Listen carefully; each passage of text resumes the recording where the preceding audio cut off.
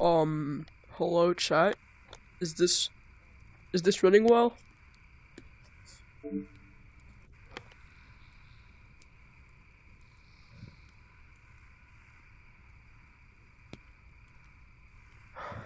Let's try putting a video on there.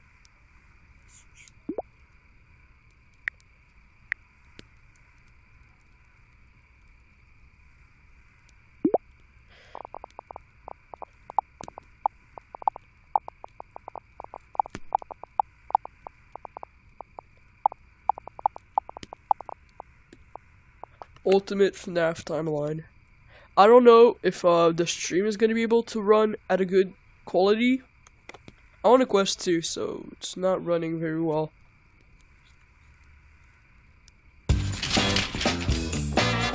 It's Christmas. That's incredible. I'm not done. Order of character selection. You can have this pink one. No, you can have the pink one. Now it's Christmas. Get that Christmas feeling with gifts at Canadian Tire. Today we end the torment. 19 books, 11 games, 8 whole years, all leading to this moment. The ultimate FNaF. Okay, is this running well? Let's try. Today we end the torment. 19 books, 11 games, 8 whole years, all leading to this moment. The ultimate FNaF timeline is finally complete. Yeah, the pieces are in place for us. Now, 11 games, 8 whole. I'm gonna start once a few people join in. Let's see if I can get some little things to play with in the meantime. Today we end the torment.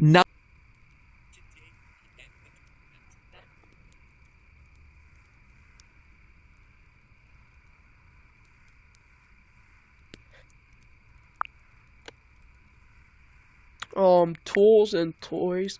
I could have a 3D paint kit, a selfie stick, popcorn, tomato, soda, keyboard.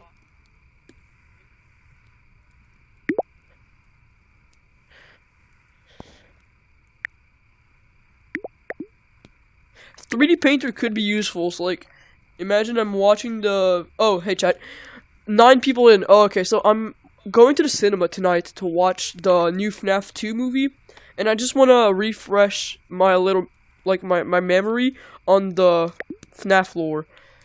So, I'm just waiting for a few people to join, and I'm going to be watching the entire FNaF lore. It's 1 hour and a half. It's by Game Theory, MatPat's. Can I have a shout out? Deanne or Diane? It sounds like a bit of an aged name. I'm going to assume that's your parents' account. Well, I wouldn't really personally shout you out because you don't really have any content. 15 people! Okay, guys, do we start? Do we start stream? I think it's time. How do I get rid of the stupid pencil? Okay, I got it. I think it's time to start. 15 people. That was quick. So, and I want to refresh my memory on FNaF lore. So I'm going to be watching this with a little bit of commentary. I'll try not to do too much. Today we end the torment. 19 books, 11 games, 8 whole years, all leading to this moment. The ultimate FNaF timeline is finally complete. The pieces are in place for us. Now all we have to do is put this story of tragedy, jealousy, and loss back together. Hello, Internet! Welcome to Game Theory, the show that feels like a kid revealing the class project that he's been working on all year. Can I, like, get rid of the interface, like the little time thing and the title? Hold on. Okay, I did it. Except here, it's the class project that I've been working on for the past decade of my life. This one Wait, it was 10 is years? big, my friends, and I gotta admit, kinda nervous. I haven't attempted a timeline video on this franchise since 2018. Back in the days when Mike was the crying child, Afton coming back was actually a surprise, and Fazgoo wasn't a phrase I'd ever thought I'd have to utter. But since the last time I did something like this, we've had 3 more massive games. I've watched this before, and I still don't know what, like, the Fazgoo thing is about. He's never said anything about Fazgoo in the video. And revival of the FNaF movie, and more robot kids than you can shake a staff bot at. It is exhausting trying to keep track of this whole franchise, which honestly is why I'm here today. The lore at this point is complicated. It is full of speculation and theory, so to hopefully make it a little easier for everyone and to give us all a baseline to talk about this franchise moving forward into the future, it's time to reveal my current working FNaF timeline. But just before I do, I just want to explain a couple of things. First, this timeline is massive. Seriously, it is huge. This thing towers over any video. By the way, this is not gonna be including anything past, I think, 2023. The latest thing that is mentioned, like, in the video from the latest games, I believe, is the announcement of the Security Breach DLC. I'm not 100% sure, though. Ever done on the channel. But when you look at the totality of this franchise, the story of FNaF really boils down to the story of one man, William Afton. His successes, his failures, his rise to becoming co-owner of one of the most successful restaurant franchises in the world, and his eventual fall to the monsters he helped to create, only to then be reborn in a new digital form later. So sit back, grab some popcorn, or your pitchforks if you're the type to get upset when I say something controversial, and make sure that you subscribe, since this is going to be a video that you're going to want to come back to a few times in order to fully dissect. Without any more waiting, I present to you the story of a loving, obsessive father who slowly descended into madness, and along the way, discovered the secret to eternal life. Our story begins not in the 1980s, or even in the 1970s, but all the way back in the 1930s. Yeah, okay, I remember a it was the little bit. throes of the Great Depression, and people were in desperate need of cheap entertainment, especially in Utah, one of the states hit hardest, 4th highest unemployment in the nation, and full of transients. People looking for work in Salt Lake, finding none, and ultimately moving on to find their fortunes out in California. People were tired and they were hungry, but as they traveled, there was one thing that could lift their spirits. A simple roadside attraction called Fredbear's Singin' Show. The ads were plastered all over town, featuring an animated bear drawn in the popular pie-eyed cartoon style for characters at the time. He resembled cartoons like Mickey Mouse, Felix the Cat, Betty Boop. It I'm pretty sure immediately this is said what that this, inspired, Fredbear's, was a the place kids where you to could bring the start the family. FNaF And the price, franchise? honestly, No, not couldn't FNaF, be beat. like For the 50 cents, you could get Fazbear food Entertainment. and entertainment as you watched the local trained real-life dancing bear perform on stage. Normally, you only got to see dancing bears at large traveling circuses like Barnum and Bailey, where the tickets would go for about $1. That's $1 without food. But this was a smaller show, like the type from the Von Samuel Brothers or the Jandal, I Robbins don't Brothers, play where tickets Roblox. would I sell know for I've just a heard mere about it, 50 but cents. I Watching don't really that care bear do about tricks Roblox, on to be stage honest. brought a I would glimmer of probably joy go at a for time when Jandal. so much was wrong Sammy with the kinda world. ruined, The simple show would like, go a on for whole years, bringing freaking happiness generation. to hundreds of travelers passing through looking for a quick meal. But it left a permanent impression on one little boy, capturing his imagination Also, in a Jandal, way didn't that he nothing make, else had. One Wacky little Wizards? boy That game named was Billy. peak. That was his nickname at least, but his parents like to call him William.